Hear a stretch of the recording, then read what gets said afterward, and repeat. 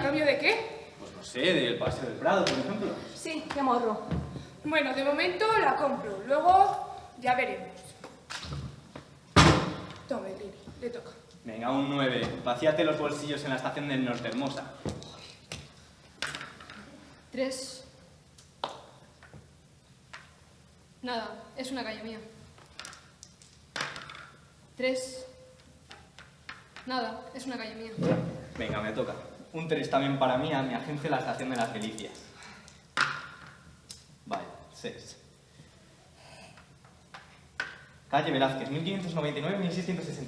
Murió con 61 años y el pincelillo mustio. Venga, va, la compro. ¿Es ya mi turno? Sí, venga, que por un momento que estuvo con un poco de vidilla. 9. ¡Caja de los cojones! Digo, caja de comunidad. Ya nos hacemos los paréntesis nosotros solos, no se moleste. No le falta ni que lea la tarjeta. Con la suerte que tiene puede coger el dinero directamente de la caja. Reciba su paga anual, 100 euros. Es lo que le decía. Venga, tráquela. Como va el país, no será el único. La verdad que es usted muy suertudo. Le toca. Deposítelos en la mesa, gracias. Y claro, no vaya a contaminarlos.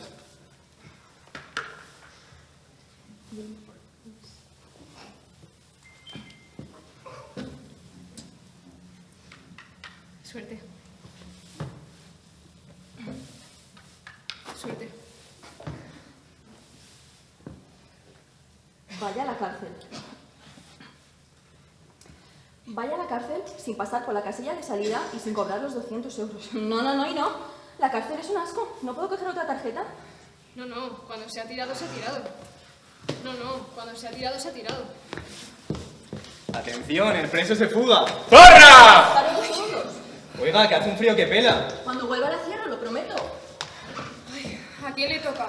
Al tonto que pregunta. Súper majo, ¿eh? Ay, madre mía. 6. 6. Anda, la Gran Vía. 6. Anda, la Gran Vía. La Gran Vía, la compra, ¿no? Pues rotundamente no. ¿Por qué? Si son 350 y usted tiene 575. Pero es que ese no es el problema. Si la compra tendrá ya 2 calles verdes con la calle de Alcalá. Que les he dicho que no. Si quiere le cambio la Puerta del Sol, mujer. ¿No ve que lo mío son las estaciones? ¡Que no! Perdona que le insista, María, pero creo que Blanca tiene razón. Como usted tiene también el Paseo del Prado, estaría en posición de fuerza en toda la zona, si compra la Gran Vía. Pero es que... Tiene razón. Tiene razón. Tiene razón. Tiene razón. ¡Ah! ¿Qué es? Había atascado la pobre. Bueno, miren, si no quiero comprar la Gran Vía, estoy en todo mi derecho, ¿no? ¿Pero por qué? Porque hay malas mujeres. Anda, lo dice por las pilinguis. Exacto, es que no quiero tener nada que ver con ese templo de la lujuria, de la fornicación. Solo de pensarlo me entran ganas de vomitar. ¿Me he explicado bien? Pero mujer, que no le estamos pidiendo que abra un hotelito y lo regente. Y Dios me libre, porque es que yo ya no entiendo cómo han abierto el despacho de la Comunidad Cristiana de San Jorge tan cerca de Gran Vía. Si San Jorge mató a Dragón, no se va a asustar usted por 4 putas. Sí, usted blasfeme, que ya lo que me hacía falta. María. María. Señor misericordioso, dame fuerza para aguantar estas tribulaciones. Envíeme una señal. Gracias, Dios mío. Sodoma y Gomorra. ¡Viva! Pero María, ¿es que quiere usted perder? No, y si pierdo, pues bueno, tampoco me voy a tirar por un pozo. ¡Qué asco los pozos! ¿Sabían ustedes que las fosas sépticas son la mayor aglomeración de gérmenes en toda Europa y que además se encuentran los virus más purulentos, algunos incluso mortales al contacto con la piel? ¡Ay! Anda, que nos cuenta usted unas cosas. Esta tía nos va a acabar cortando el rollo. Vamos a ver, María, ¿usted cuando juega algo quiere ganar o perder? Ganar, por supuesto. Pues compre la Gran Vía. ¿Usted cree? No lo creo, estoy seguro. Es una calle que cualquiera querría. Pues que con esas mujeres tan cerca... Ya se acostumbrará cuando se las encuentre en la misma puerta de su casa por la noche. Hombre, no, Camilo, no diga eso. Lo que pasa es que usted es un taxista de toda la vida y le gusta ir de los tópicos. No lo haga caso. Bueno, sí, ya. ¿Y cuánto es? La pregunta perfecta para hacerse querer la zona. Basta, miren, la compro, pero que es por ustedes, porque Dios es testigo que yo Sí, no... testigo de todo lo que usted quiera. ¿Qué calles quedan? ¿Qué calles quedan? Calles ninguna, solo 2 estaciones. Pero olvidaos, que son para mí. Sí, claro. Sí, claro. 7. Anda, suerte. 7. Anda, suerte. Ha ganado el concurso de crucigramas. Cobre 100 euros. Ha ganado el concurso de crucigramas. Cobre 100 euros. Ya que casi me tima la tía. Sin vergüenza. ¡Puta! Venga, me toca. Colegas, coleguitas, nunca os he pedido nada. Por favor, dadme un 6. Venga, compadres. 6. Qué asco, por favor, ya pásatelos por la lengua también. Oiga, ni que tuviera sarna o algo. La sarna la provocan un montón de bichitos que se meten por debajo de la piel y se la van comiendo literalmente desde dentro. Tantos como meter una punta. ¡Puta! ¿Usted se tragó el arroz médico de pequeña o qué? Pues fíjate que no. Que nos va a pegar las enfermedades de tanto nombrarlas. Avisa aunque sea cuando llega la gonorrea para ir a echar una meadita antes. Usted no puede decir orinar, como todo el mundo.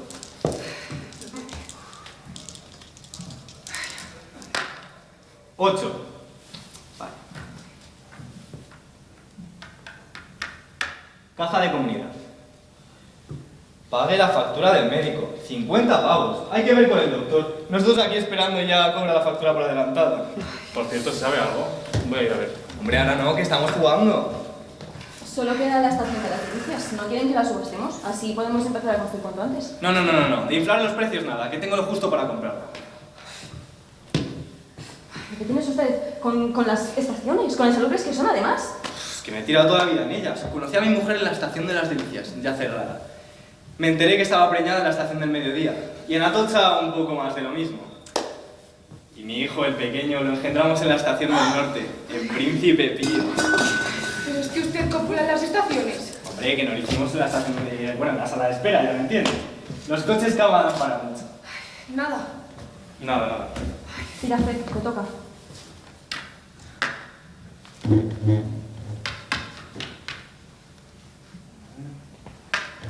Estación de Goya. Y como tengo 3 estaciones, a soplar 100 pavos. Y cuando tenga la estación de las delicias, 200 euros cada una. Espera, ya que se trata también contar, habrás dado cuenta de que hay 3 por delante de ti. La estación de las delicias no la vas a conseguir nunca. ¿Qué se apuesta? Lo que quieras. Venga, pues dinero de verdad. Si empezamos a complicar el juego, esto no va a ningún lado. No se preocupe, es solo una apuestilla entre colegas. 50 pavos. Eso. Si convierten esto en un bingo, que sepan que yo me retiro, ¿eh? Tranquila, mujer. Si ya lo dejamos, era una tontería. Bueno, Vamos, Blanca, te toca. Yo no puedo jugar, estoy en la cárcel. Pero mujer, si saca dobles, podrá salir de la cárcel. Claro que usted con la estación de las delicias no tiene nada que hacer, porque, claro, tendría que sacar un 5 y un 5 no es doble, claro. Sí, pero puede que saque un doble 1 y luego un 2, ¿no? Sí, pero puede que saque un doble 1 y luego un 2, ¿no? Sí, pero como tenga esa suerte, yo, vamos, me hago cura. gracias, pero a ti la iglesia no te necesita para nada. Bueno, ¿va a venir aquí usted ahora de portavoz del Vaticano o qué? No me crea, pero un taxi es casi lo mismo que un confesionario. Si supiera cada vez que viene alguien contándome sus rollos sobre su vida personal, bueno, sus rollos y la pota también que suelta, pero eso es por otra cosa. Dios me libre de confesarme algún día con un taxista. Pues con eso no estoy muy de acuerdo. Rara es la gente que comprende mi problema. Se lo imaginan, ¿verdad? El otro día conocí a un taxista maravilloso. Evidentemente a los 6 minutos ya le había puesto a parir. Pero para mi suerte, la noche de antes él había visto un famoso documental sobre mi TOC y comenzó a hacerme preguntas con verdadero interés.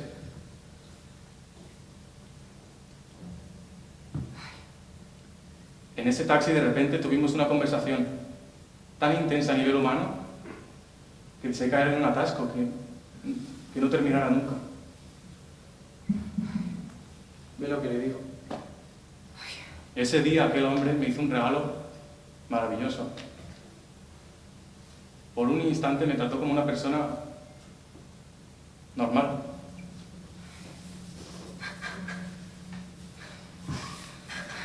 Los españoles. Bueno, y le dejó propina, ¿verdad? Quise, pero no me lo aceptó. ¿Qué? Ay, es cuando a mí se me saltan las lágrimas. ¡Desgraciado! No, hombre, no.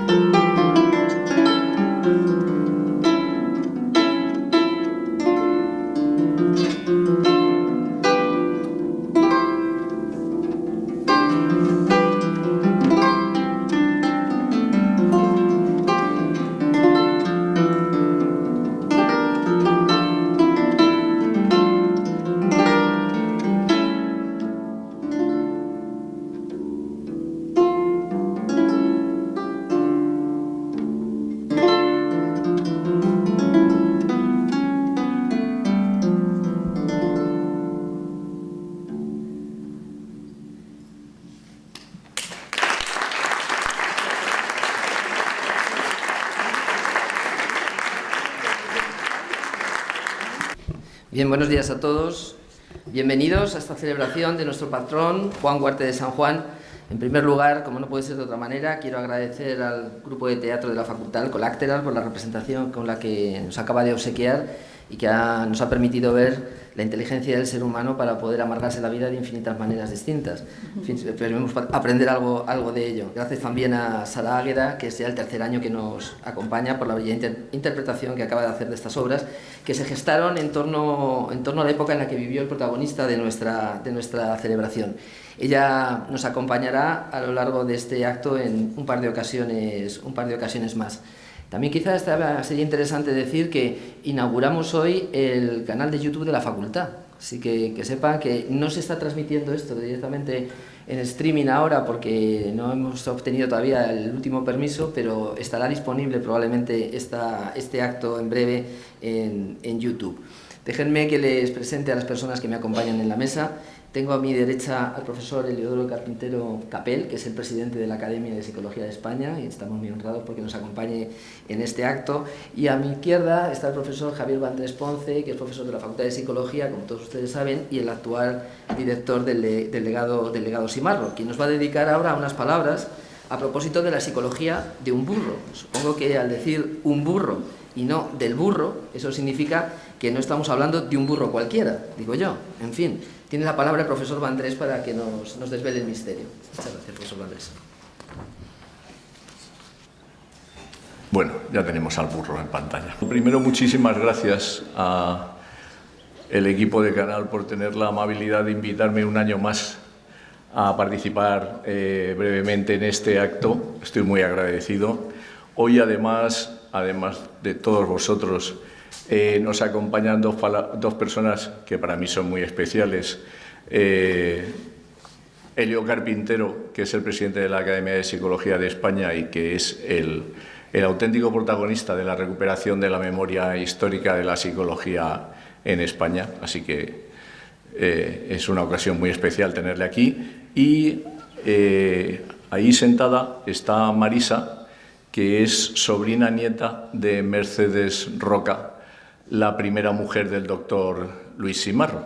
Y como Mercedes Roca va a salir en esta pequeña presentación, pues también estoy muy emocionado de que ella nos escuche hoy aquí. Bueno, muy brevemente, efectivamente, Luis Enrique está en lo cierto, no es la psicología del burro, sino de un burro muy en concreto. Bueno, lo primero, desmentir algún comentario malicioso que se ha deslizado sobre si mi reflexión hoy aquí iba a ser autobiográfica. No, para nada. Se va a hablar de un burro, pero no de ese burro, de otro burro distinto. Bueno, el burro, que ya empezáis a adivinar por la ilustración quién puede ser, es Platero.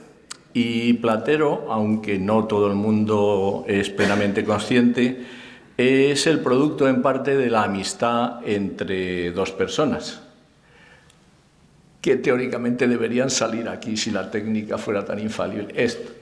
Esto es perfecto. De estas dos personas, que son el doctor Luis Simarro, la cabra, del que ya os he hablado tantas veces que ya me da un poquito de vergüenza seguir insistiendo, aunque seguiré, y Juan Ramón Jiménez. Bueno, no todo el mundo sabe que Juan Ramón Jiménez fue paciente del doctor Simarro. En 1901, Simarro, cuando se lo confían, le envía a la clínica del doctor Lalande en Francia, y allí no dura mucho. Bueno, Juan Ramón no tenía una tendencia a no durar mucho en ningún sitio. No dura mucho y viene a Madrid, y entonces Simarro le recomienda para que le admitan en la Clínica del Rosario, que no era una clínica psiquiátrica, sino una clínica quirúrgica, pero Simarro tenía amistades y consigue que le admitan en esta clínica. Juan Ramón, entre otros muchos trastornos, tenía una obsesión con que se iba a morir en cualquier momento, era un hipocondríaco tremendo y que necesitaba estar cerca de los médicos siempre. Allí pasa pues casi 2 años y parece que la superiora de las monjas que atendían a los pacientes en el hospital le llamó al doctor Simarro y le dijo a ver si se podía llevar al chico este que le había traído, porque estaba empezando a fomentar una crisis vocacional entre las novicias y las monjas jóvenes del hospital, que empezó a preocuparle mucho a la superiora. Y el doctor Simarro se lo lleva, y no se lo lleva a ningún a un sitio, a una pensión o algún sitio, se lo lleva a vivir con él. Juan Ramón Jiménez vivió con el doctor Simarro pues 2 años, primero en la casa que tenía el doctor Simarro en el Conde de Aranda número 1, y luego en la preciosa casa que se hizo construir en lo que en aquellos tiempos era General Ora número 5, y que hoy es el número 21, y hay un hotel, sigue estando la fachada preciosa de la casa de Simarro, y es un hotel que se llama Suites, barrio de Salamanca. Juan Ramón Jiménez habló un montón de veces en sus escritos del doctor Simarro, incluso le dedicó algún libro.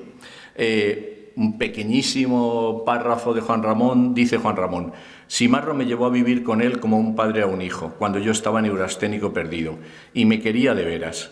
Con él estudié inglés y alemán. Él me leía a Voltaire, a David Hume, a Spinoza, a Wundt, a Schopenhauer, a Renan, y luego, por una vaga influencia mía, a Nietzsche. Yo, mientras tanto, le leía a Rubén Darío, a Verlaine, a Edgar Allan Poe, a Juan Luis de León, a Maeterlinck. Cómo se reía el doctor Simarro. Bueno, Juan Ramón no es que viviera, sino que en la casa del doctor Simarro fue una auténtica academia para él. Allí aprendió a leer en inglés y en alemán, y se empapó de lo que era la psicología, que empezaba ya a desarrollarse como psicología científica, y muy singularmente se empapó de lo que empezaba a ser la psicología comparada, es decir, la psicología que a partir de Darwin empieza a considerar a los animales como parientes mentales del hombre, a los que hay que estudiar para determinar cuáles son sus cualidades específicas. De esta experiencia, en buena parte, surge Platero.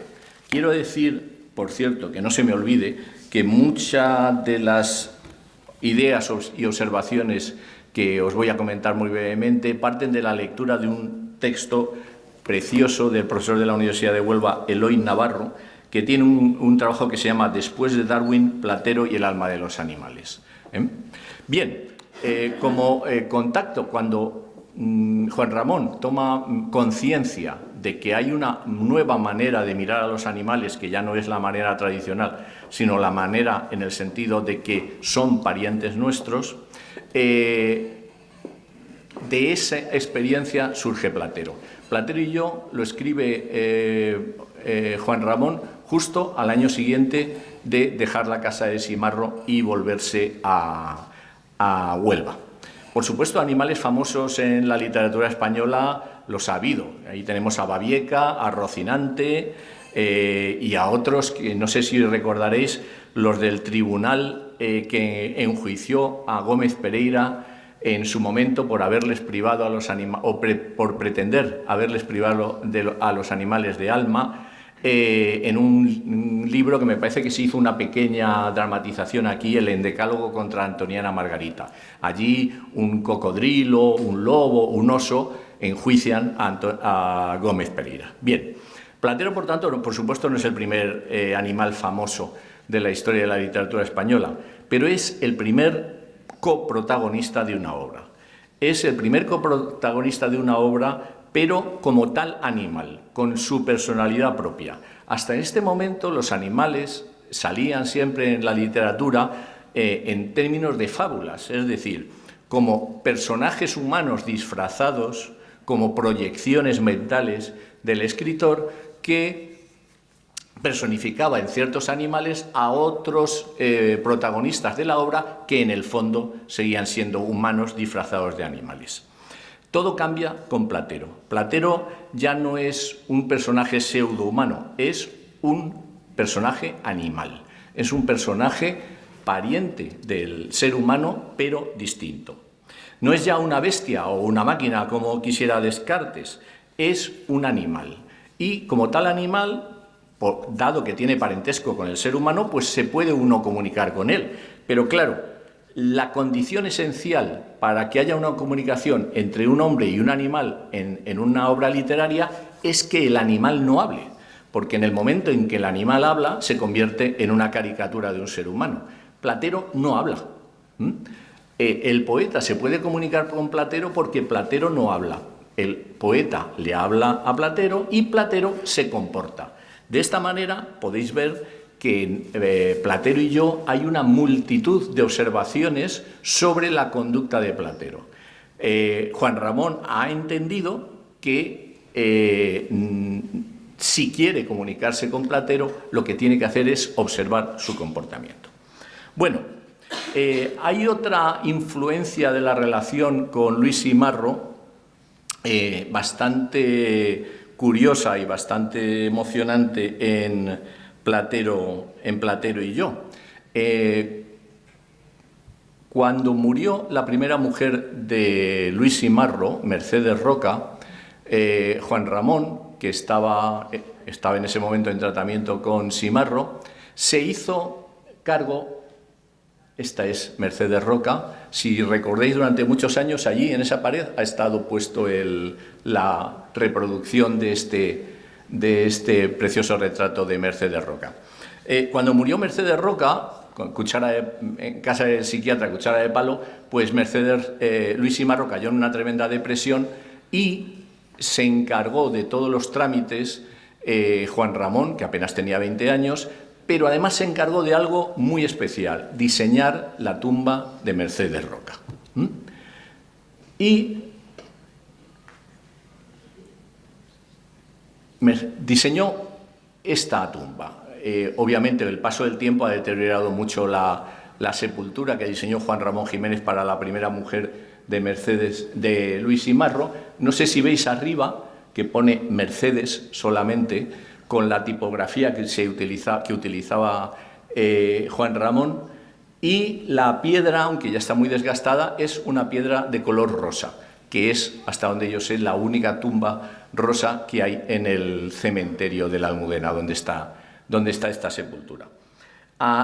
Pero no solamente la lápida es rosa y es especial, es que el diseño de Juan Ramón Jiménez consistió en lo siguiente: cuando se enterró a Mercedes Roca no se puso lápida, sino que se plantó sobre la sepultura, sobre la tierra que cubría a Mercedes Roca, se plantaron rosales, se plantaron hiedras, se plantaron una serie de plantas, y cuando estas plantas hubieron crecido, se puso la lápida, porque en los laterales de la lápida, como vais a ver ahora, hay un montón de agujeros para que las plantas que crecían sobre el cadáver de Mercedes Roca salieran a la superficie a través de los orificios de la lápida. Esta es la tumba de Mercedes Roca y, como veis, todos los laterales de la tumba están llenos de agujeritos para que por ahí salieran las plantas que sobre el cadáver de Mercedes Roca Juan Ramón Jiménez había hecho plantar. Es decir, la idea de Juan Ramón es que Mercedes Roca vuelva a salir, vuelva a ser presente entre nosotros por estas flores que nacen sobre su cadáver. Bueno, pues ahí tenéis una parte de lo que plantó Juan Ramón. En esta esquina, como veis, esa hiedra que aparece por ahí, esos troncos, fue lo que plantó Juan Ramón Jiménez, que evidentemente con los años terminó muriendo. Bueno, lo curioso es que en Platero y yo hay dos entierros también. Dos entierros de dos animales, un pajarito y el propio entierro de Platero. Iba a decir de Platero y yo, no de Platero.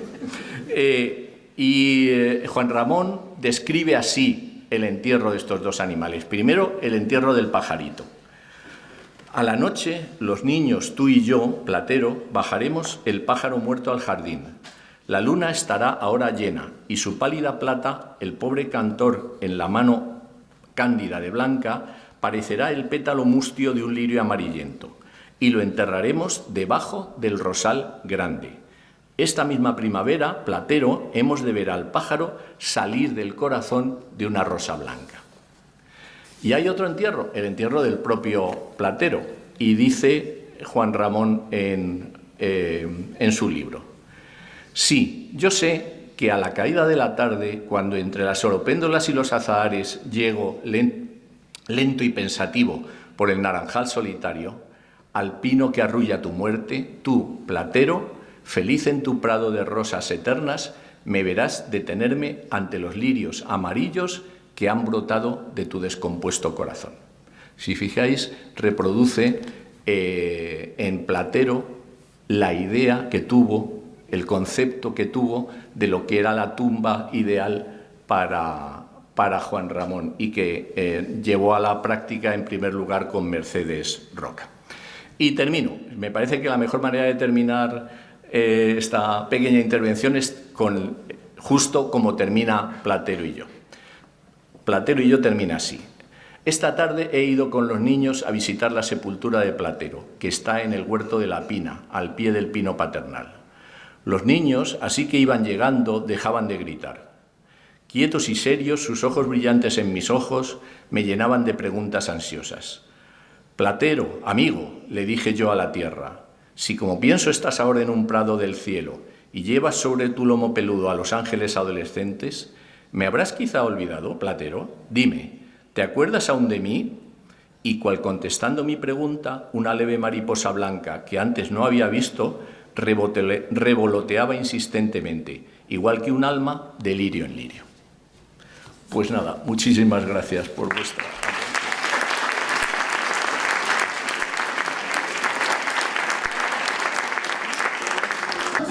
Muchísimas gracias, profesor Vandrés, por su intervención, además por tener esta fe en la cultura del auditorio, porque nos ha revelado el final de la obra sin temor a fastidiarnos su lectura. Supongo que asumiendo que todos nos la hemos leído ya.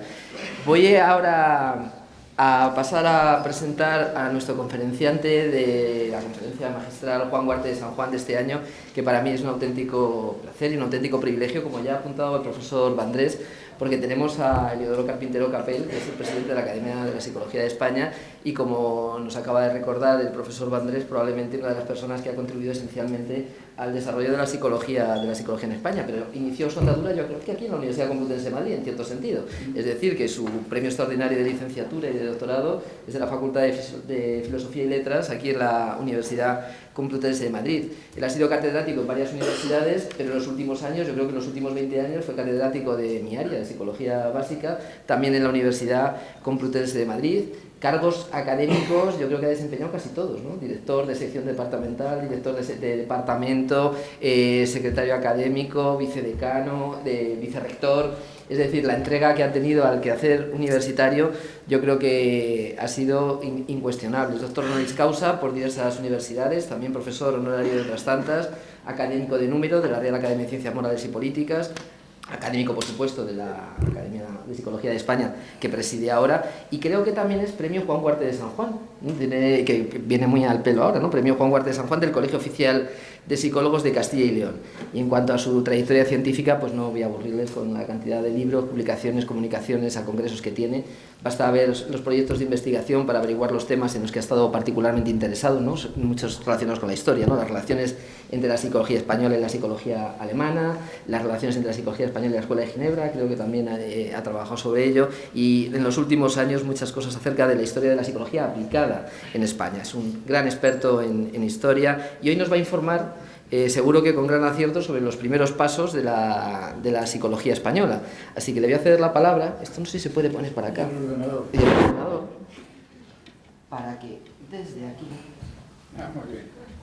pueda manejarlo. Muchas gracias, profesor Eliodoro Carpintero.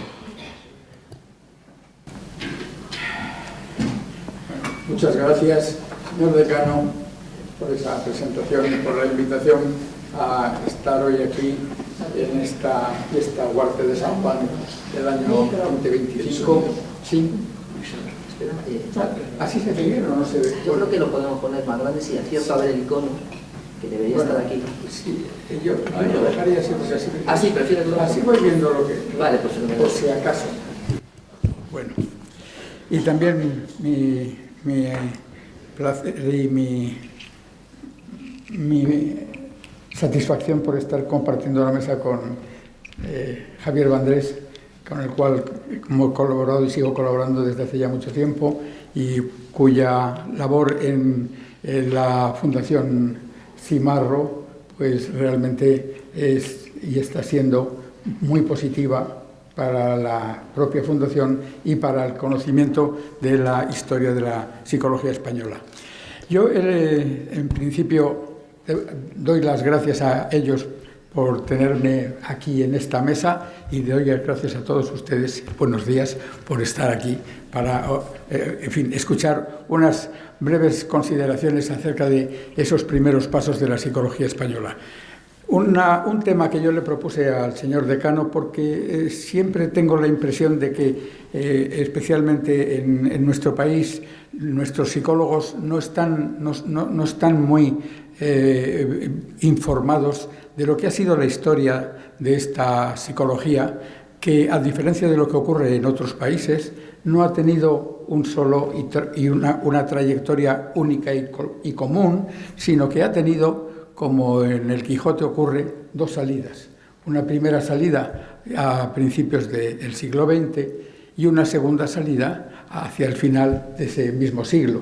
Es decir, la psicología española ha tenido, por una parte, una época de constitución, básicamente de lo que llamaríamos la psicotecnia, y después ha tenido unos momentos de vacilación hasta que se ha decidido por una psicología estrictamente científica y al nivel de nuestro tiempo. Supongo que si voy por aquí...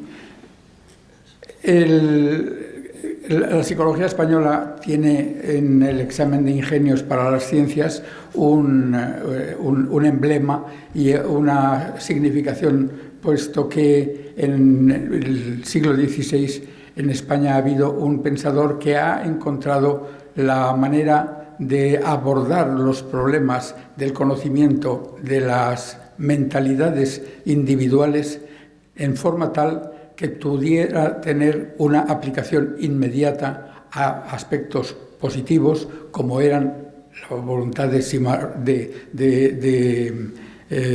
Huarte, como era la selección de los alumnos a las universidades y, por tanto, a qué facultades habían de dirigirse. Pero esa psicología es, evidentemente, una psicología empírica, pero no es la psicología científica, que es de la que tenemos que hablar, la que, en definitiva, podemos pensar que arranca de la obra de Wundt, y si queremos podemos hablar del año 1879, cuando se funda el laboratorio de Leipzig, en donde Wundt va a poner en marcha una nueva manera de abordar los estudios referidos a los procesos mentales, una perspectiva que fundamentalmente es ponerlos en conexión con las estructuras del sistema nervioso, es decir, con la base fisiológica de la persona humana. Esa iniciación en la psicología ya más estrictamente científica tiene, y no me he detenido a esquivar, tiene un avance sumamente curioso, que es en el siglo XIX, el momento en que en España hay un movimiento de frenología, que, como es bien sabido, era una posición que conducía al estudio de los procesos mentales en forma tal que pudieran ser relacionados directamente con estructuras cerebrales que sólo a través del estudio del cráneo de los individuos era detectable. No se podían hacer, no hay más invasión respecto del cerebro humano en las manos de Mariano Cubí y de algunos de sus discípulos, sino el descubrimiento de las diferentes volúmenes, depresiones que hay en el cráneo humano, y a partir de ello la inferencia de cuáles son las facultades psicológicas que estos individuos tienen. Y hay que decir que esa frenología es una visión absolutamente positiva, digámoslo así, pero además aplicada porque una de las cosas que fue haciendo Mariano Cubí en aquel tiempo fue haciendo diagnósticos con personajes criminales que estaban encerrados en las distintas cárceles, demostrando que él era capaz de identificar y descubrir cuáles eran las tendencias latentes en los individuos allí encerrados, gracias al conocimiento que la frenología le había dado. La frenología fue muy pronto arrumbada porque los datos sobre los cuales partía eran absolutamente imprecisos e imposibles de identificar correctamente. Y por consiguiente, tenemos que pasar a los primeros hombres que en el mundo ya del siglo XIX, en un mundo que ya ha hecho el esfuerzo de aproximarse al conocimiento científico que está dominando el mundo europeo, respecto del cual España había estado muy alejada en los primeros años del reinado de Fernando VII, y hay con ello lo que siempre se ha dicho, un decalage, una distancia entre lo que es la España de finales del siglo XIX comparado con el resto europeo, porque había habido un enorme retraso en los aspectos culturales y científicos. Hay aquellas famosas frases que le dedicaron algunos de los servidores de Fernando VII: lejos de nosotros la funesta manía de pensar y la peligrosa novedad de discurrir, que le dijeron a Fernando VII para mostrarle lo conformes que estaban con que se cerraran las universidades en unos ciertos años del reinado de Fernando VII. Pero ese retraso lleva a que haya hacia los nacidos hacia 1850 y tantos, que van a estar activos hacia los 1880, hacia 1890, es decir, casi a final de siglo. Hay tres figuras que van a tener una labor extraordinariamente próxima y extraordinariamente fecunda en la dirección de que haya un conocimiento científico de los comportamientos y de la mente humana a través de la visión naturalista del conocimiento del sistema nervioso, y esos tres nombres han sido Simarro, Cajal y Turró. Simarro, aparte de todo lo que acabamos de oír, hace, por supuesto, dos cosas que son, en cierto modo, importantísimas. Por una parte, llegará a ser el hombre que lleve adelante la primera cátedra de psicología experimental que se crea en la Universidad Complutense, que no se llamaba Complutense, en la Universidad Central de Madrid, en 1902. Eso es una de las primeras cátedras que está funcionando en el mundo europeo. Es un enorme avance, que sin embargo queda moderado y limitado por el hecho de que esa cátedra se vino a poner en la Facultad de Ciencias y además para los alumnos, solo para los alumnos de doctorado. Y ya se sabe que cuando las cátedras son con tales limitaciones, a la mayor parte de los entonces estudiantes de medicina no les acabó de interesar la obra y la enseñanza de Simarro, pero en todo caso él tuvo allí oportunidad de tener unos primeros discípulos que además le iban a continuar la idea clave que Simarro tiene, y es que los procesos psiquiátricos de los cuales él se ha ocupado como director y como médico en un manicomio de Santa Isabel, esos procesos tienen como base la estructura nerviosa de los sujetos que las padecen. Y eso lleva a que se preocupe por hacer de cada paciente del manicomio un examen post-mortem, y eso determina que muy pronto la obra de Simarro en aquel lugar se cierre, porque las religiosas que mantenían el manicomio hicieron rápidamente una protesta de que a los individuos se les sometiera a un examen necrológico, a una anatomía post-mortem, y entonces Simarro abandonó el puesto y finalmente se dedicó a ser psiquiatra después de pasar unos años en París ampliando conocimientos. Pero en ese momento Simarro tiene una visión científica que va a poner en marcha y tiene al mismo tiempo una tremenda preocupación, llamemos política, que va a impedir que esa dedicación científica fructifique en todo su esplendor. ¿Por qué?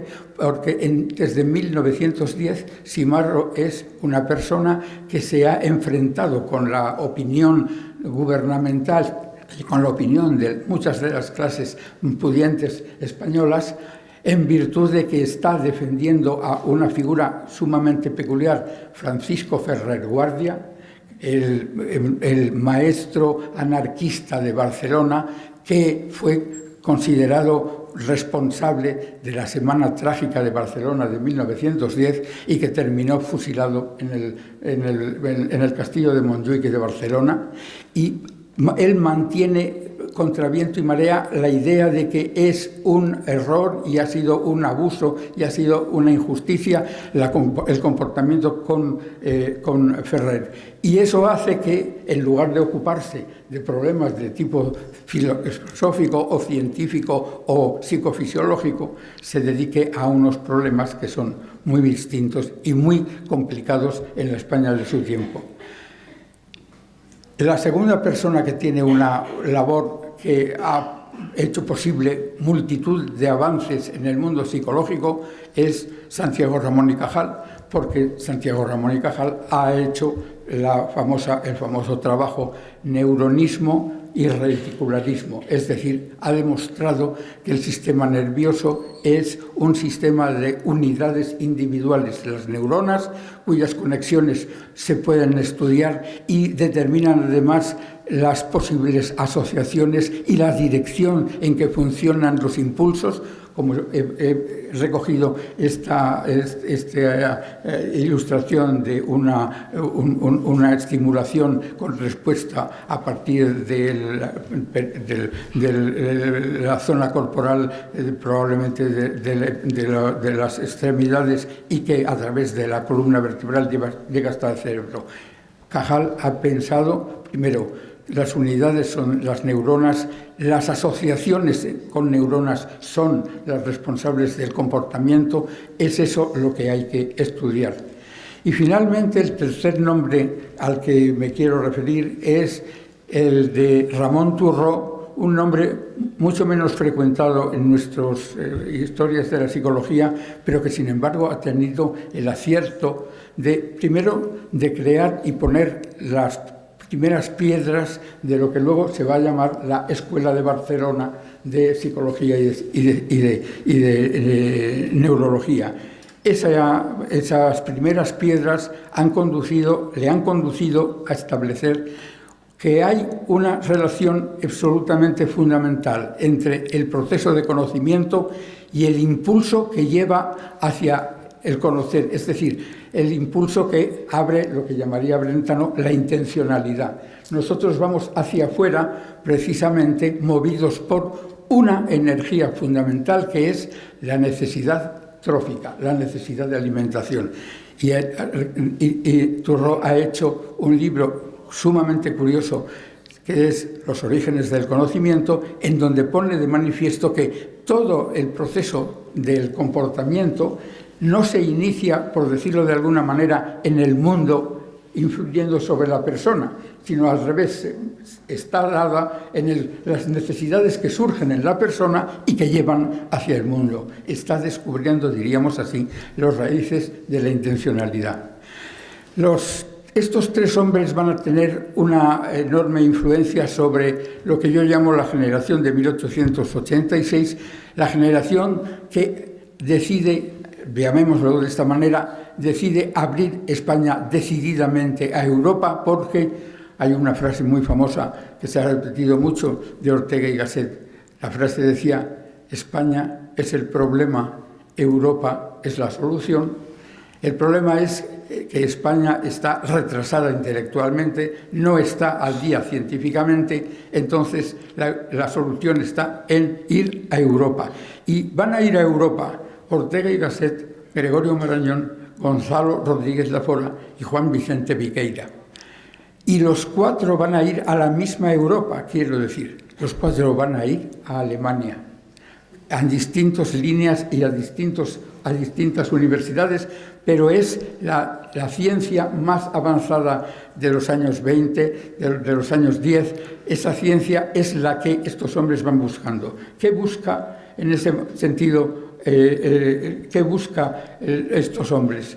Ortega va a buscar precisamente una filosofía. De ella no me voy a ocupar, pero va a descubrir un aspecto que tiene una importancia altísima, incluso todavía en nuestros días, y es que existe un cierto tipo de personalidad que es una personalidad peculiar y que nosotros traduciríamos correctamente diciendo una personalidad antiliberal.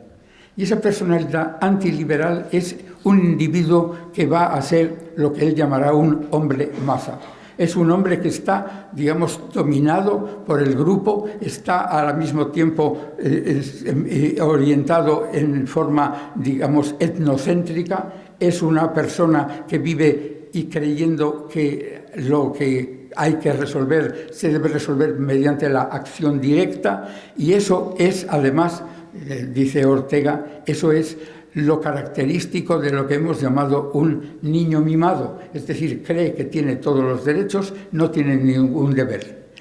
Sobre la figura del hombre masa gravita el libro famoso de Psicología de las masas de Gustave Le Bon, que había hecho una idea aproximada referido a unos cambios puramente temporales en los individuos que se encuentran reunidos en grandes masas de compañeros. En segundo lugar, está la idea que está también en la mano de Freud. Existe una primera forma de existencia en la humanidad, que es la de la masa de las personas que han cometido la muerte del padre y que luego van a vivir conjuntamente y que van a poner en marcha, diríamos, todo el mundo que en Tótem y Tabú explorará Freud. Y al mismo tiempo está anticipando ese libro de Ortega cosas como la personalidad autoritaria, como las cosas de Adorno y las cosas de Erich Fromm, en donde también se dice que hay una versión de antiliberalismo presente en el individuo. Y yo añadiré además que Ortega usa para describir a su hombre masa la idea de que es un niño mimado. Y hay toda una evolución y todo un desarrollo interesantísimo acerca de la figura del niño mimado, precisamente en la psicología de Adler, que ha descubierto una personalidad que es la neurótica en ese niño mimado del que aquí hemos encontrado. Además de eso, en esos momentos hay otro hombre que hace una aportación interesantísima en cuanto a la ampliación de los campos de acción de la psicología, y ese hombre es Gonzalo Rodríguez Lafora. Gonzalo Rodríguez Lafora ha hecho varias cosas, pero una muy importante para la psicología posterior española, y estuvo trabajando con Sephora Franz, el psicólogo y neuropsicólogo que en la Universidad de Los Ángeles estaba dedicado a hacer estudios de modificaciones de los comportamientos animales cuando son sometidos a procesos sucesivos de ablación de zonas cerebrales. Y eso había estado haciéndolo Franz con el apoyo de Rodríguez Lafora, que se especializó en examinar los comportamientos de los monos que eran operados y, por consiguiente, establecer las relaciones entre la operación que se había producido y la alteración comportamental de los animales que estaba analizando. Además de hacer eso, vuelve a España y dirá alguna otra vez que viene a España y nada de lo que ha estado haciendo fuera lo puede venir a hacer aquí. Y entonces va a hacer otra cosa, que es potenciar la psicología aplicada a los procesos de recuperación y de restablecimiento de los individuos alterados, en unos casos por procesos de accidentes laborales, en otros por deficiencias cerebrales o deficiencias biológicas, como es el caso de los niños con deficiencia mental.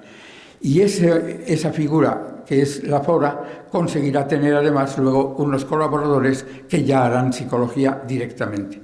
El tercer nombre que me parece necesario recordar es Gregorio Marañón. Gregorio Marañón es conocidísimo en miles de direcciones, pero hay una esencial que conviene que los psicólogos no olvidemos, y es que es el primer señor que hace una teoría cognitiva de la emoción. Y la teoría cognitiva de la emoción de Marañón está puesta en marcha en unos experimentos que lleva a cabo en 1910-1911, unos experimentos admirables, de los cuales solo cuento el ejemplo que he incluido siempre en que he hablado de este tema, porque me parece absolutamente clarísimo y clarividente la actividad de Marañón. Marañón cuenta que inyecta adrenalina a varias personas, por ejemplo, a una viejecita que está para operarse en el hospital. Y cuando le va a hablar con ella, entonces habla de lo que es su pueblo, de cómo son las cosas, y la viejecita le manifiesta que se encuentra rara, que se encuentra el cuerpo, lo tiene raro, pero siguen hablando. Y entonces, de pronto, Marañón le pregunta, ¿y tus hijos? Y dice, y entonces, como si hubiera desencadenado un rayo, empieza a llorar y desesperada diciendo, mis hijos, y entra en una situación absolutamente de desconsuelo. Y Marañón dice, la adrenalina, cuando no va acompañada de una información cognitiva, sino que es disonante con ella, no produce una verdadera emoción, sino una emoción fría. Cuando se juntan los aspectos cognitivos con la situación corporal de la adrenalina, eso es la verdadera emoción. Ese trabajo de Marañón puso en marcha a Schachter y Singer en 1962 para seguir desarrollando la teoría cognitiva de la emoción. Y finalmente, el último nombre de esta generación, que como se ve ya aborda el campo de la psicología muy de cerca, es el que yo creo que ha sido el primer psicólogo que hemos tenido en España, que es Juan Vicente Viqueira, un gallego muy próximo y vinculado a las figuras de la Institución Libre de Enseñanza, una persona que estuvo estudiando filosofía en Europa, entre otras cosas, y entre otras figuras, con Husserl y con Bergson, que estuvo en Alemania haciendo experimentos de psicología en los laboratorios de G. Moore para probar una pequeña aportación, que es el primer artículo de psicología científica que un español publica en el mundo alemán. Y hay un factor muy importante en la memoria que tiene que ver con la localización. Y cuando sobre una pantalla donde se ponen los estímulos en distintos sitios se pone y se presenta el estímulo en ese sitio o en otros lugares, el factor de localización favorece la memorización y la evocación del estímulo, y por consiguiente podría haber seguido haciendo cosas. Hizo una historia de la psicología magnífica, pero en definitiva, el problema fundamental es que Vicente Viqueira se murió el año 1924, cuando prácticamente tenía 30 años. Es decir, no pudo hacer nada en el campo verdaderamente creativo de un investigador. Y tras ellos, la generación siguiente, los que van a empezar, los que se ponen en marcha a principios, diríamos, de 1900, son figuras que ya entran absolutamente dentro del mundo de la psicología estrictamente organizada dentro de los cauces de la investigación, tal como la conocemos en nuestros días. Y esa evolución tiene un primer nombre esencial, que es el de Emilio Mirey López.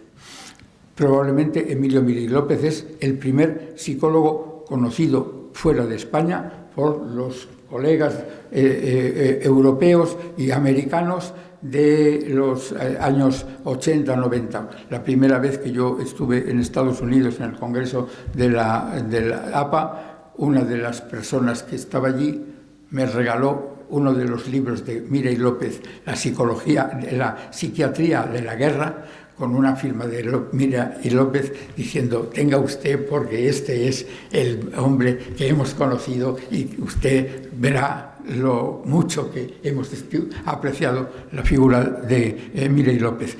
Mira y López hace una labor extraordinaria en los años 20 y 30 en España. Esa labor consiste en poner en marcha los núcleos de psicotecnia que van a funcionar en lo que se ha llamado la Escuela de Barcelona, y fundamentalmente pone en marcha y hace que tenga una figura internacional el Instituto de Orientación Profesional de Barcelona, creado en 1918, hace de tal manera que los psicotécnicos de Europa vengan a Barcelona el año 1921 al segundo Congreso Internacional de Psicotecnia, que se lo conceden a Mira porque la gran figura de la psicotecnia de aquel momento, Eduard Claparez, ha pensado que es en Barcelona donde se está haciendo la psicología y la psicotecnia más avanzada. Y finalmente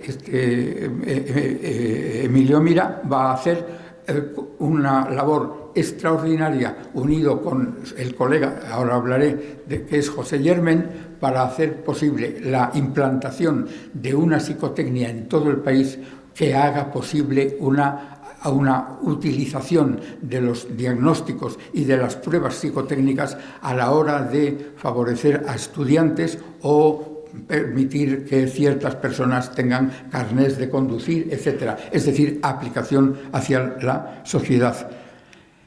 Mira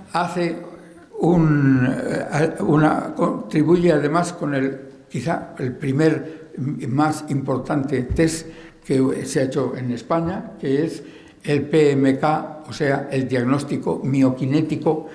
Un diagnóstico que en la imagen que tienen ahí pueden ver, un diagnóstico que se hace en condiciones absolutamente casi impensables, haciendo que los individuos hagan rayitas sobre un papel, eliminado el control visual de lo que se está haciendo y por consiguiente atenidos a la sensibilidad muscular de las manos que están llevando a cabo los dibujos sobre el papel.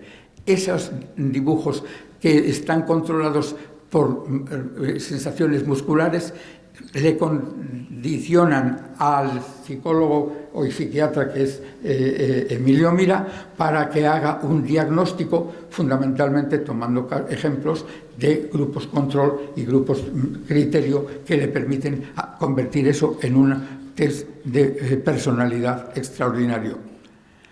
Al mismo tiempo que Mira hace en Barcelona un esfuerzo por poner en marcha la nueva psicología técnica aplicada a la sociedad, que es esa psicotecnia y orientación, en Madrid un contemporáneo suyo, que es José Yermen, y una contemporánea, que es Mercedes Rodrigo, van a estar trabajando en centros en donde la psicología se está aplicando para llevar a cabo labores de conocimiento y en su momento de reestructuración de las formas de comportamiento y de las posibilidades operativas de los sujetos que han tenido accidentes laborales o que tienen problemas de deficiencia mental.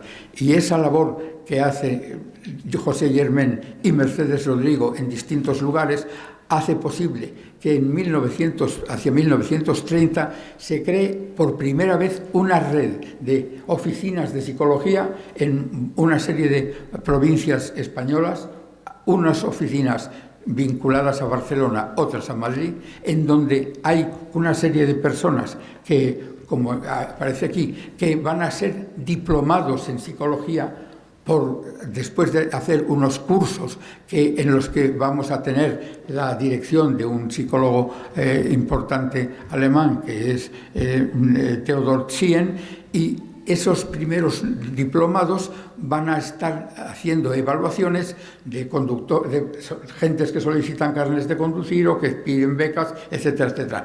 Es decir, la psicología se pone al servicio de la sociedad. Y esa psicología psicotécnica que ha empezado a desarrollarse de manos de Mira y de manos de Germain consigue tener el refrendo internacional. En 1921 vienen los psicotécnicos más importantes del mundo europeo a Barcelona a celebrar un primer congreso internacional. Y harán lo mismo otra vez en 1930 porque siguen pensando que en Barcelona hay un núcleo absolutamente pionero de lo que se está haciendo.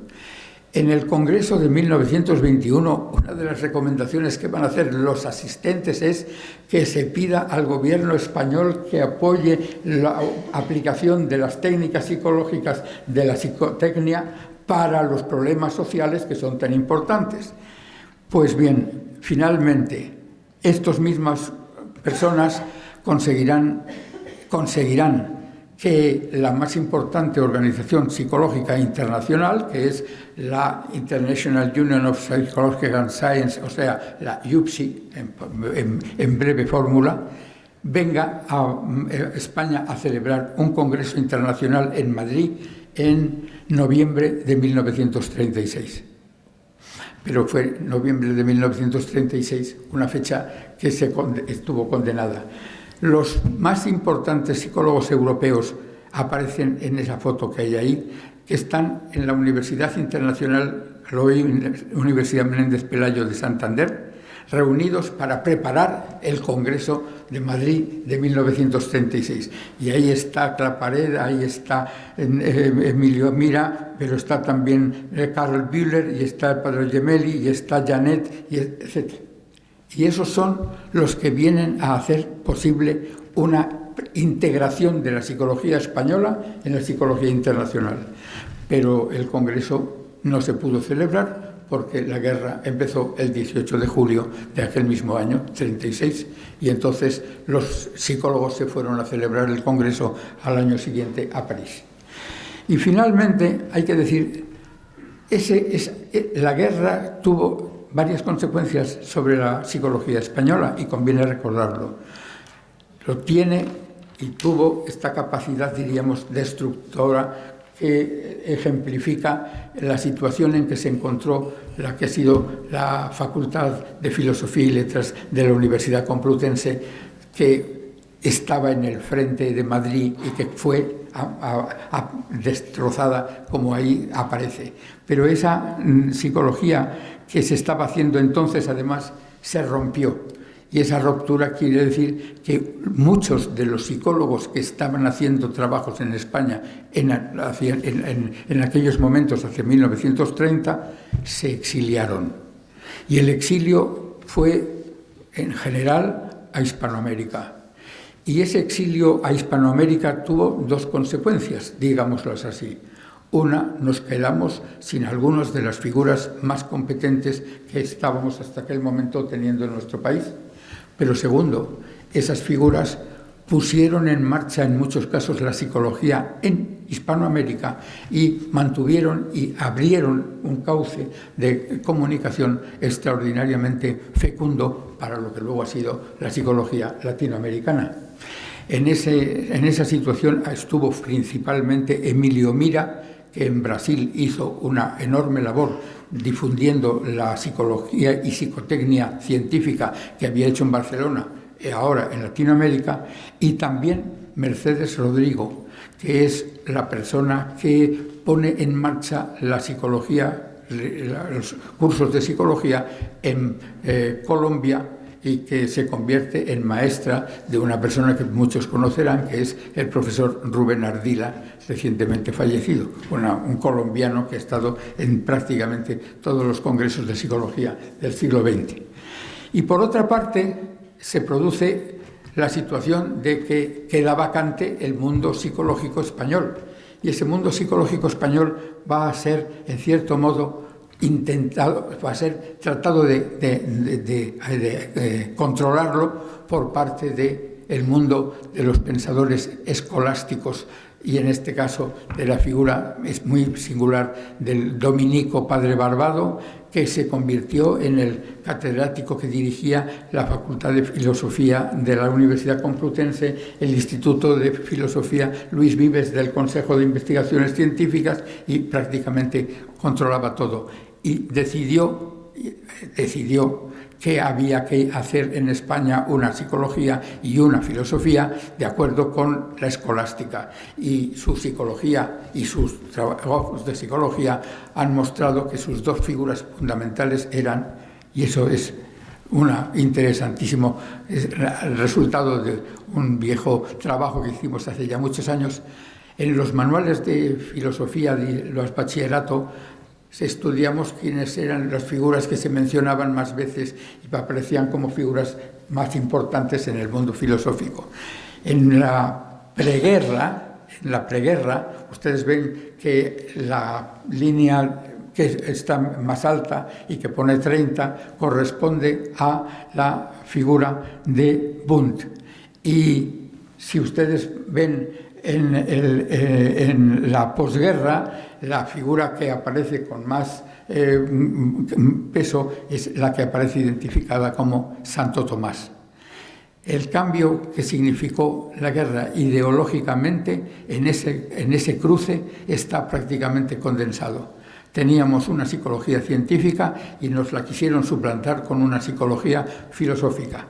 Fue necesario que Germain, con un pequeño grupo de colaboradores, desde 1948, reunidos para trabajar en un pequeño refugio, en una pequeña habitación en el Consejo de Investigaciones Científicas, pusieran en marcha un departamento de psicología experimental, del cual salieron los que han sido fundadores de los cursos y de las carreras de psicología contemporáneas que nosotros conocemos. Ahí está Mariano Yela, ahí está José Luis Pinillos, ahí está Miguel Siguán y está Francisco Secadas. Uno puso en marcha la Universidad de Madrid, otro puso en marcha la Universidad de Valencia, otro puso en marcha la Universidad de Barcelona. En definitiva, hicieron posible, con esfuerzo y gracias a la recuperación que supuso la obra de Germain, hicieron posible que España recuperara o hiciera una segunda salida científica en el mundo intelectual. Yo creo que los que estamos metidos en el mundo de la psicología debemos conocer estas historias por lo mucho que dicen respecto de lo que se ha podido hacer y por mucho de lo que dicen de los peligros que siempre tiene el pensamiento científico cuando las formas y los mundos sociales se ponen en contra. Nada más, muchas gracias.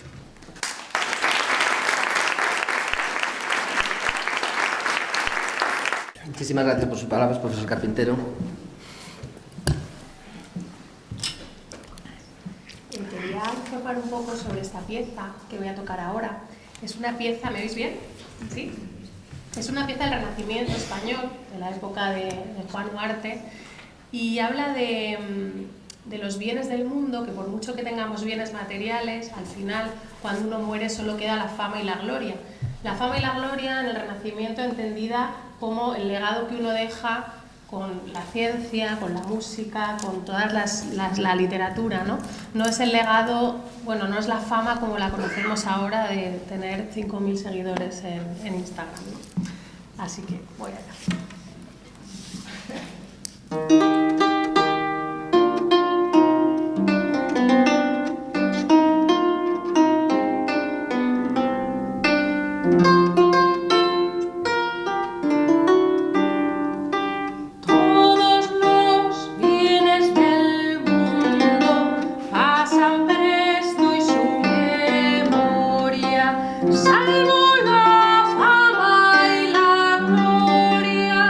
El tiempo lleva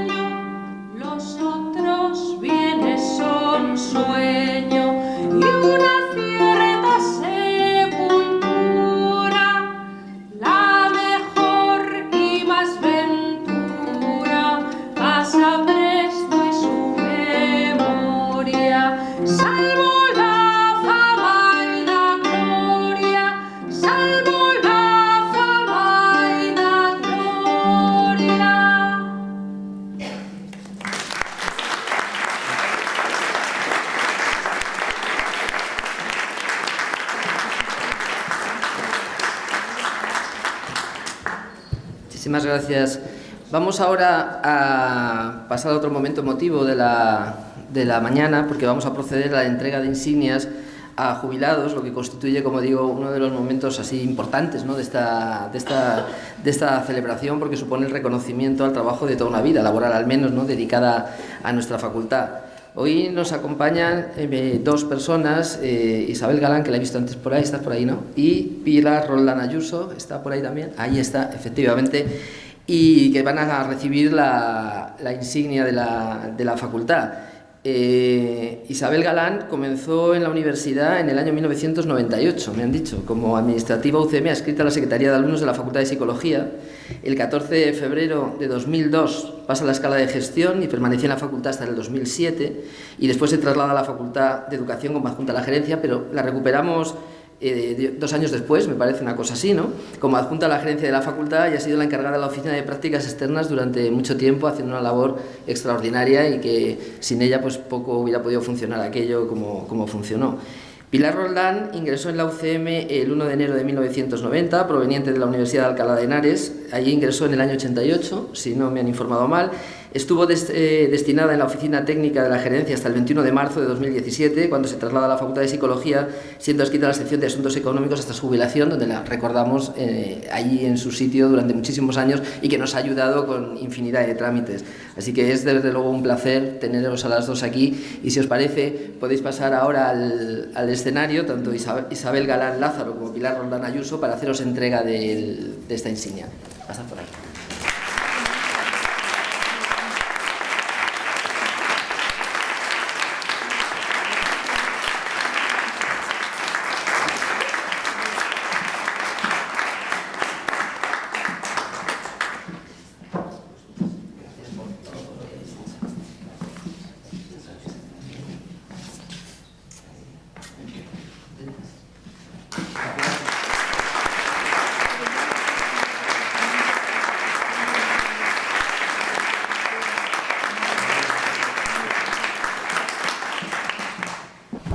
Bien, y finalmente no queda más remedio que escucharme a mí un poco, aunque no sea mucho.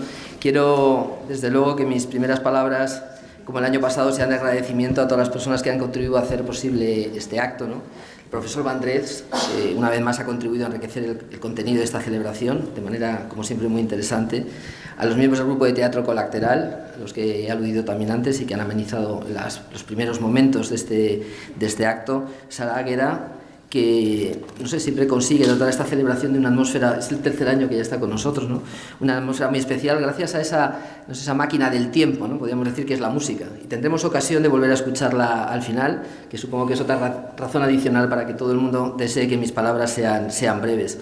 También quiero agradecer a todos los jubilados que nos acompañan hoy y que también son una parte central de esta celebración, las distintas autoridades académicas que hay aquí, directores de departamento, vicedecanos.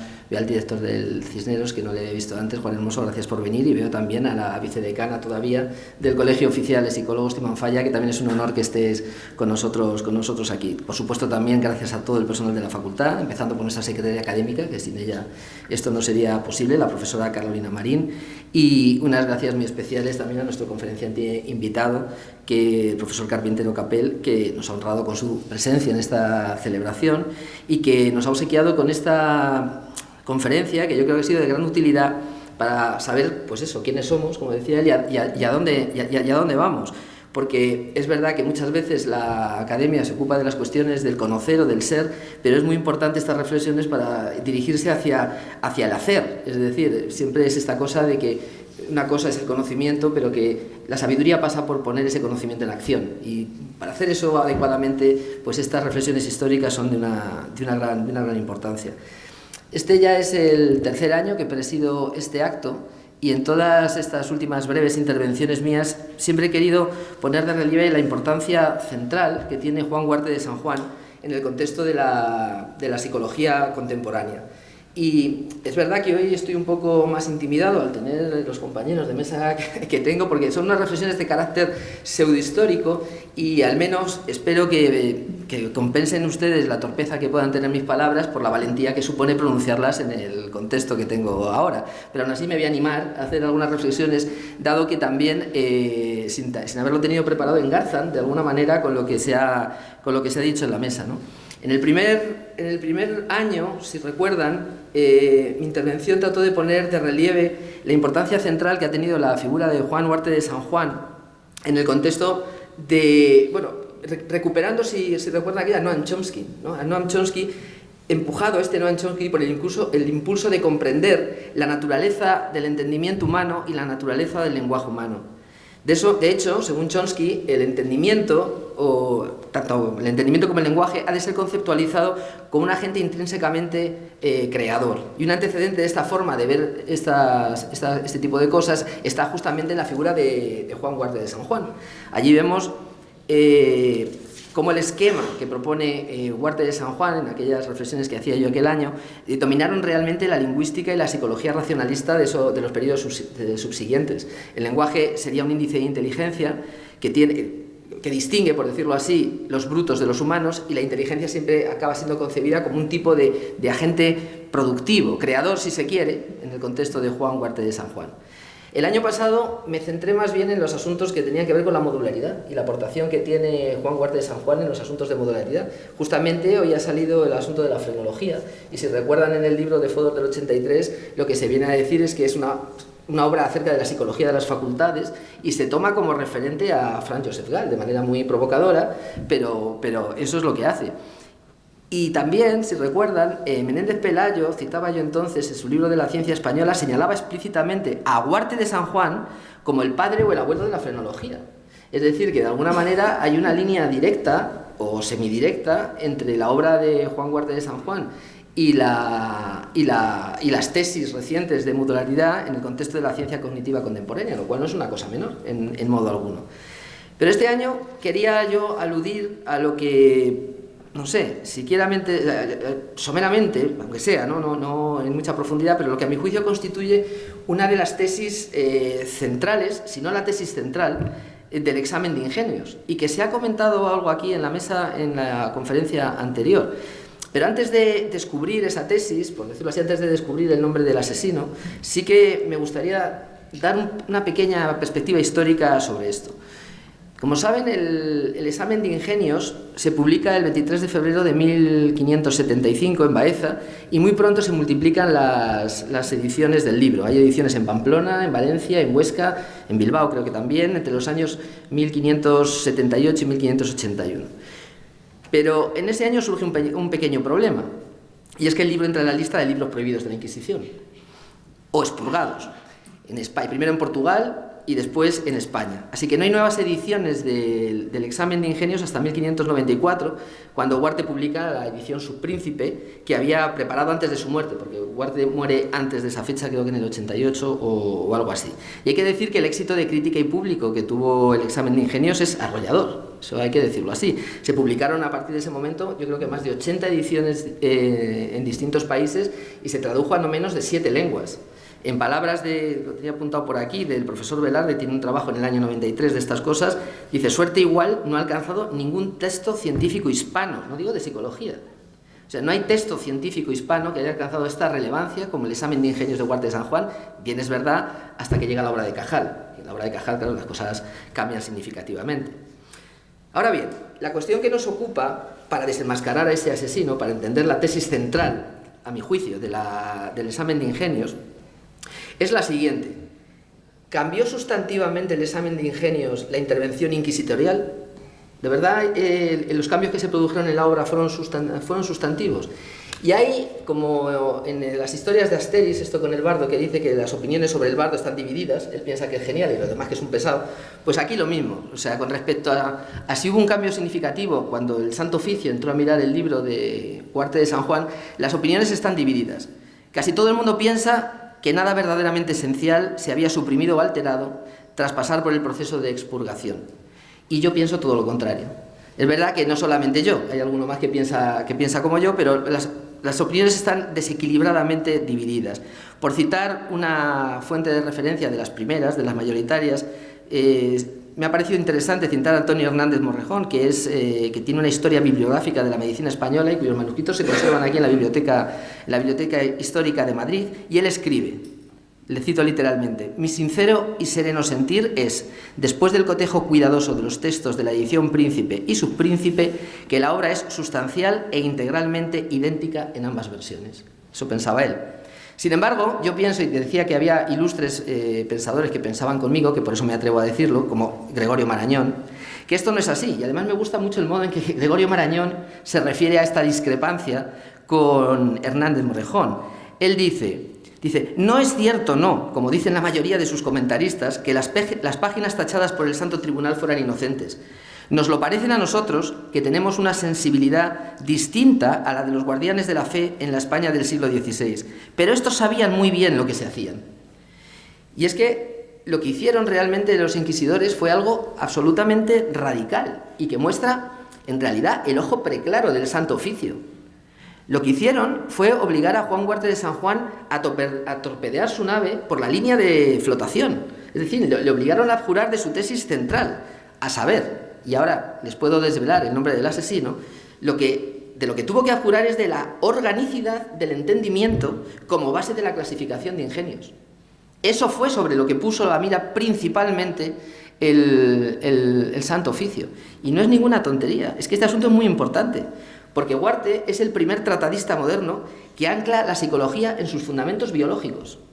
Y anclar la psicología, entendiendo la psicología en su acepción más rigurosa, en sus fundamentos biológicos, es vital para construir, o así lo creo yo al menos, una ciencia que se inserte en el marco materialista que es inescapable para toda disciplina científica contemporánea. Entiendo que esto requeriría un desarrollo mucho más detallado para el que no tenemos tiempo, pero sí me gustaría dedicar el poco tiempo que ya me queda a dos cosas relacionadas con este asunto. Una, a dar cuenta de por qué la Inquisición tuvo esta actitud de oposición frontal a las tesis organicistas, una posición quizá que sería cuestionable, ¿no? ¿Por qué la Inquisición estaba en contra de esto? Pero bueno, yo creo que tiene interés el analizarlo. Y por otro lado, sin embargo, quiero insinuar, y esto quizás es una idea un poco provocadora, es que quizá gracias a la participación del Santo Oficio, el examen de ingenios fue mejorado y adquirió una profundidad y una clarividencia de la que probablemente no fuera consciente ni el propio Juan Huarte de San Juan. Esto en términos un poco metafóricos, pero yo creo que la discusión, aunque sean estos términos, puede ser, digamos, heurísticamente fértil. O sea, con respecto a la primera cuestión, es claro que la Iglesia no podía consentir la herética idea de que el entendimiento pudiera reducirse a una potencia orgánica. O en otras palabras, esta idea de que el cerebro se convierta en la causa eficiente del entendimiento, eso es algo que la Iglesia no podía consentir que fuera propagado. Y esto es claramente así porque en ese escenario queda absolutamente comprometida la independencia sustancial del alma. La Iglesia no podía tolerar que el alma superior, la racional, comerciara en modo alguno con las almas inferiores, la vegetativa y la sensible, a fin de preservar justamente la separabilidad y, por tanto, la inmortalidad. Es que era una cuestión realmente seria. O sea, si tenemos que decir una frase eslogan, lo que hay que decir es que la organicidad del entendimiento implica la mortalidad del alma. Y eso, claro, la Iglesia supongo que está interesada en que eso no sea así, porque lo siguiente que yo me preguntaría, si el alma es mortal, pues vaya negocio, pues no quiero alma, pues será que no hay alma. Y si no hay alma, pues de ahí todo lo demás. De hecho, la Iglesia ha tardado muchos años en renunciar a este modo de ver las cosas. De hecho, hasta no sé si es hasta 1914 por ahí, pero el Papa Pío X, cuando reúne las 24 tesis estas de Santo Tomás de Aquino, sigue manteniendo como dogma de fe esto. O sea, en las tesis, esto me lo he apuntado aquí, las tesis 13 a 21 de Santo Tomás van de biología y de psicología. Y la tesis 17 literalmente dice: 2 órdenes de facultades, orgánicas e inorgánicas, emanan del alma humana por resultado natural. El sujeto de las primeras, a las que pertenece el sentido, es el compuesto, y de las segundas, el alma solo. Es, pues, el entendimiento una facultad intrínsecamente independiente de los órganos. Es igitur intellectus facultas ab organo intrinsice independens. Y lo dicen en el año 1914, sigue siendo así. Es decir, no puede haber base orgánica del entendimiento. Siglo XX. Por tanto, la Iglesia no expurgó una parte menor del examen de ingenios, sino que centró sus esfuerzos en el núcleo ciertamente crítico para la doctrina. Y Juan Huarte de San Juan era plenamente consciente de este asunto, porque hizo lo imposible por camuflar todas estas derivadas. La manera más fácil de ver que de verdad intentó camuflar como pudo este asunto es el título que puso, no me acuerdo qué capítulo ahora, creo que en alguna edición es el 7º, donde dice, es gracioso verlo en este contexto, dice, donde se muestra que aunque el ánima racional ha menester el temperamento de las 4 cualidades primarias, así para estar en el cuerpo como para discurrir y raciocinar, que no por eso se infiere que es corruptible y mortal. Mucho cuidado se puso en argumentar, como pudo el hombre, de que, aunque era evidente que una cosa parece que llevaba a la otra, que no tenía por qué ser así, y que, por tanto, no habría por qué prohibir el libro. Podríamos decir, bueno, no hay más preguntas, ¿no, señorías? Si alguien se defiende así, es que desde luego algo así está pasando. Pero es que Juan Huarte de San Juan no podía rendirse, sin más, y negar que el entendimiento no tuviera base orgánica, porque sería renunciar al núcleo de la doctrina, a una de las principales aportaciones del examen de ingenios a la psicología, que es situar esta disciplina donde le corresponde, en el terreno de lo que entonces se denominaba filosofía natural, que es en el lugar de las causas próximas y materiales, que son las que deben permitir explicar los fenómenos. Entonces, alejar la psicología de esa seducción teológica y ponerla a pelear entre el barro de la ciencia, justamente, de la cosa empírica, es a mi juicio una de las grandes aportaciones de Juan Huarte de San Juan, con independencia del mayor o menor tino que pudiesen tener alguna de sus afirmaciones de carácter psicológico. Pero como señalaba antes, las periodas intelectuales que tuvo que hacer para mantener al menos parcialmente su tesis, de un modo aceptable para el santo oficio, bien pudiera mejorar el libro, en algún sentido. O al menos señalar muy tempranamente un camino que habría de justificar epistémicamente nuestra disciplina tal y como la conocemos hoy día. En concreto, la suavización de la tesis organicista pasa por un flirteo, eso es verdad, con la metafísica de toda la vida, eso es así. De hecho, lo que hace Huarte para salir de esto, en la edición expurgada, es distinguir 2 tipos de entendimiento. Distingue 2 tipos de entendimiento. Y le cito textualmente, dice, el uno es la potencia que está en el ánima racional, el cual es incorruptible, como la misma ánima racional, y su conservación y ser no depende del cuerpo ni de sus órganos materiales. Otro entendimiento llamamos comúnmente a todo aquello que es menester en el cerebro humano para que el hombre pueda entender como conviene. Pues veo yo aquí no sé, el anticipo del modelo teórico fundacional de la ciencia cognitiva contemporánea y que se aplica a la psicología, a saber, por un lado, un compromiso militante con el materialismo, del que ninguna ciencia puede desprenderse, esta es la tesis organicista del entendimiento, pero por otro lado, una resistencia igualmente militante para defender la autonomía de los niveles explicativos, y en particular la defensa de la irreductibilidad, disfrútese la paradoja, la irreductibilidad del nivel psicológico a los niveles orgánicos. Y esto gracias al concurso de la Inquisición. Fíjense que en este párrafo concreto, que no hubiera podido ser escrito, no hubiera sido suscrito ni por el propio Juan Huarte de San Juan pre-censura, y que quizá hubiese tenido que abrazar tras las purgas inquisitoriales, que él escribe en una parte del libro. Discurrir uno mejor que otro no lo causa ser el entendimiento una potencia orgánica, que es lo que había defendido, de hecho, Juan Huarte de San Juan en la edición Príncipe. Pero dice, no, sino que el entendimiento humano ha menester las figuras y fantasmas que están en la imaginativa y la memoria, por cuya falta viene el entendimiento a discurrir mal. Yo no sé a ustedes qué les parece, pero a mí esto de las figuras y fantasmas de la imaginativa y la memoria me suenan totalmente a las representaciones mentales de los que están poblados los modelos cognitivos contemporáneos. Es decir, Juan Huarte de San Juan, yo creo, condujo a la psicología por la senda de una ciencia anclada en lo orgánico, por un lado, pero impidió que no se acabara convirtiendo en una forma sofisticada de biología y que esta facultad, de hecho, tuviera que ser cerrada y pasara a ser una sección de la Facultad de Ciencias Biológicas. Yo creo que es una cosa que le tendremos que agradecer siempre a él, probablemente con el concurso de la Inquisición. Ya saben que Dios escribe derecho con renglones torcidos. Muchas gracias a todos.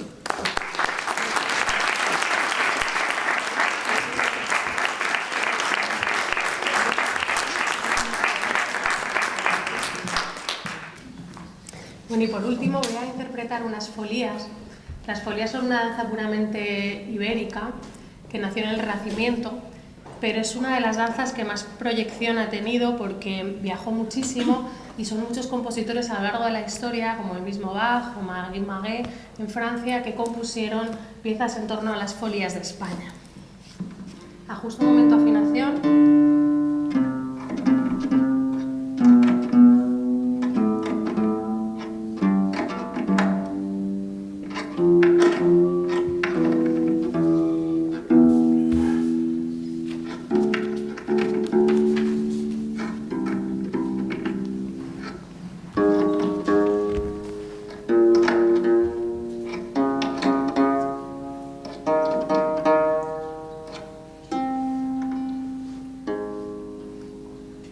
Y bueno, decir que las folías son unas variaciones, es un tema con variaciones como se conocería ahora, pero la particularidad es que cada una de ellas tiene un afecto.